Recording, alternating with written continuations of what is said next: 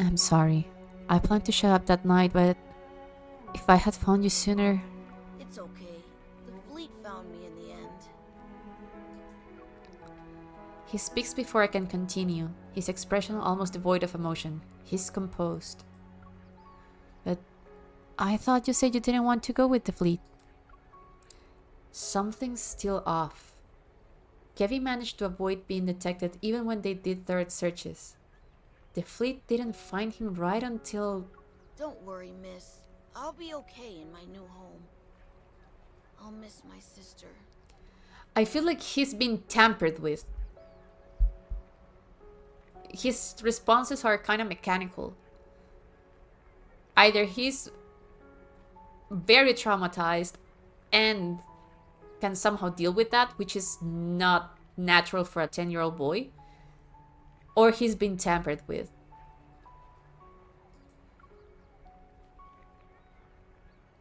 See? He speaks as if he's stating a fact, and why would a person be sad about something that already became a fact? It's as if I'm the one who's not quite ready to face reality yet. I push down the sadness bubbling inside me and give him Lucia, who's been cleaned. Here's the plushie Mia left behind. It should stay with its owner. Kevin frowns. He glances at the photo on the tombstone, surrounded by flowers and toys, as if trying to figure out who the person is. I don't like toys. This boy has been tampered with. I'm so sure they messed him up very badly. Thinking about that world underneath story about Josephine and the MC when she was very young, when they were doing experiments with her, I kind of have an idea. But because it's from you, I'll take it. The confusion in his eyes only lasts a moment. When he looks up again, he has that serene smile on his face. Dude, this is so odd. It's similar to Caleb. Caleb, the MC has mentioned this a couple of times. Caleb smiles, but it's like an eerie smile, like not an actual smile. Same like this boy. He's like smiling when he shouldn't be. Boys their age wouldn't smile at this point. Tramas a corta edad son demasiado diferente a lo que debería ser. Totalmente cierto, y sin embargo, un niño a esta edad todavía no tiene la capacidad de procesar esas cosas. Al menos no sonreiría. Se quedaría bloqueado del mundo, como le pasó a Mia cuando estaba en el hospital. What I was saying, Turkish, was boys, girls, kids their age wouldn't smile right after something as tragic as this. Like what happened with Mia when she was at the hospital. She was dumbfounded. She was staring at the window. She was blank. She was traumatized, but she was on the verge of tears. This boy is smiling. That is not something natural. And that is similar to what Caleb was doing. That he sometimes acts all serious and stuff, but then suddenly he smiles. But that smile it doesn't fit with the tension, with the context, and that's why it feels off. A boy wouldn't smile. No boy as close to their sister as he was to Mia would smile while standing in front of her grave. This is what the narrative is saying. It's trying to imply this way, that the MC is watching. He's acting very aloof, very detached from the situation, but not in a okay, I'm traumatized way, in a I don't know what is going on. Like his memories were tampered with, or his brain was tampered with. After Kevin heads off with his new family, I stay where I am, and then I hear a familiar voice behind me. Moving as well, that's a lot of change for a child. They'll resist it. Of course! That's why the story is implying so strongly, without actually being blunt about it, that something is off. And he was tampered with. He was messed with. They did something to him. Caleb tips his hat and sets down a fresh bouquet by Mia's grave. I'm sorry. Some fleet business got in the way. It's okay. As your adjutant, it's normal for me to present you when needed. For a long time, we stand there, silently observing the bright smile on the tombstone. How's Kevy doing? He's doing almost too good, too great to be true. Maybe the kid's just putting up a front. Nah, So, he hasn't really come to terms with his family and sister being gone from this world. that can't be right. She knows. The doubt echoing in my mind almost escapes my lips. I slowly close my eyes and calm down. In less than 2 days, Kevy's condition completely changed from what I saw that night. This must be the fleet's doing. It seems an unseen force pushed for the rapid completion of Mia's funeral and Kevy's adoption. Does this mean Caleb knows what's really going on? This is a fact. Many adults struggle with tragedies such as these. I can only imagine what it's like for a child. Mourning and death are really strong events to live, whichever part of your life you go about it. As a child, you don't even comprehend it, but you don't comprehend it more when you are before 6 years old. You just don't understand death. You understand that you won't see the other person, but death still hasn't settled in. By age 10, you already have a strong notion of the world to understand death, mourning, sadness, tragedies. Enough to change you, yes, but you're still capable. And given them that they seem to be very normal children, they played, they joked around, they laughed, they were really connected. They were really they seemed, or they were perceived as really emotional, stable children.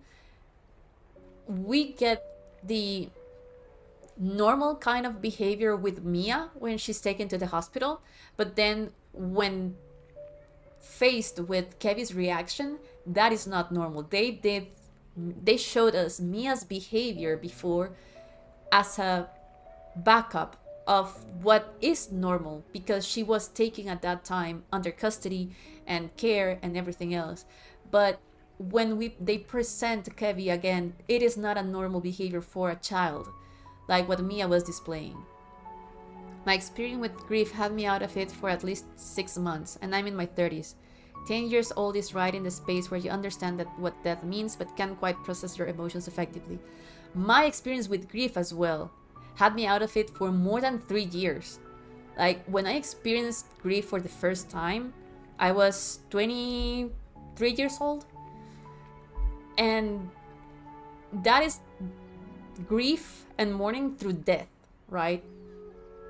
At that time, and since then, it has changed me completely. And for that time, I really was totally out of it for a long period of time. The same day, I was like Mia. I was like dumbfounded, numb. The world seemed gray. I couldn't smile. I couldn't react. I was on the verge of tears every second. I was only 23, 10 years old. You already understand what happens, but you can't really process the weight of it, and still you can feel the sadness. So it is normal behavior to start feeling like very sad, or being in so much shock that you act more detached from everything. But this kid is saying, I'm happy, like I'm okay, this person is treating me nicely. That is the most suspicious part. The fact that you recognize that someone is doing nice stuff to you at this point, when you're feeling so much grief that you lost your parents and your sister, and you're 10 years old, you're not understanding the world. You are detached from the whole world. Even small gestures like nice stuff, people being nice to you or being kind, feel unfair in some way. So yeah, narrative and storytelling here is comparing Mia's natural way of reacting as a kid versus Kevy's unnatural way of reacting as a kid. I'm so sorry, Turkus, for the experience. I feel you. Really, grief changes you for your whole life.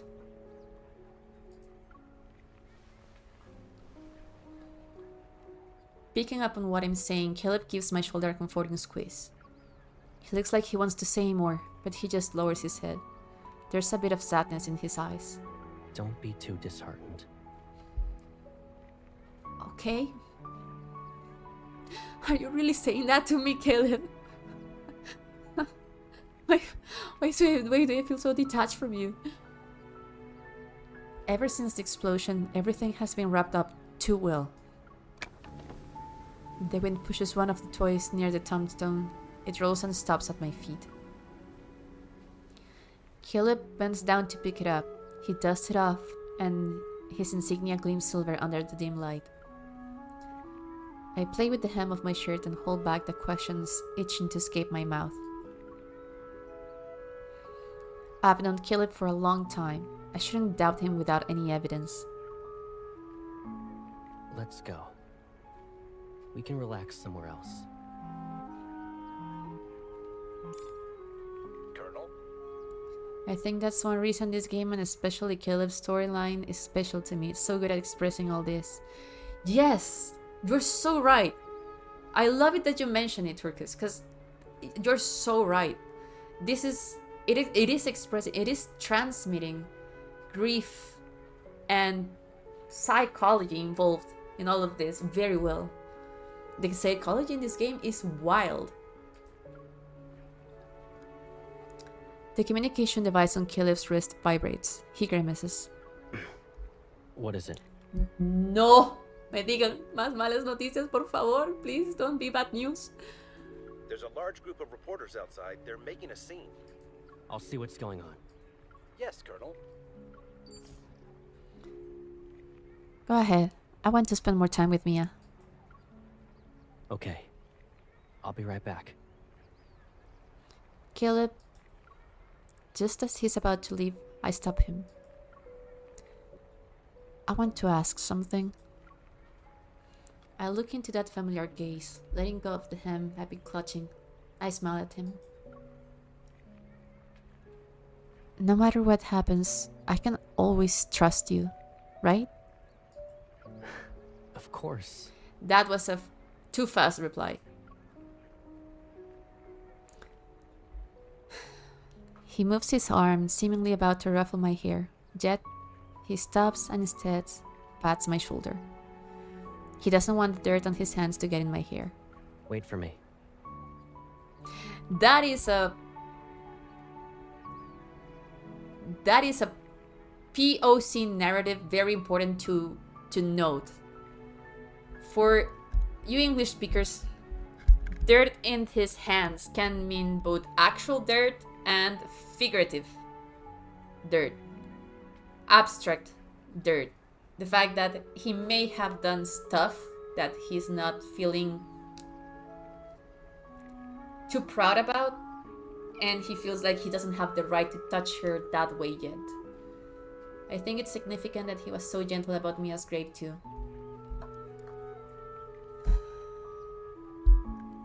Yes. It's a little off. I feel a little bit off about the way he's presenting himself in this place and time. But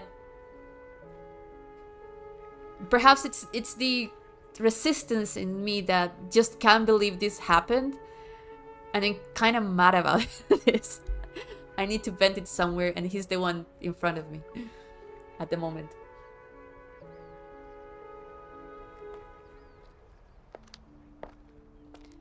As more people leave, the cemetery quiets down. I go for a stroll, walking along a gravel path. I'm closer to the exit. But the questions I couldn't bring myself to ask keep flooding my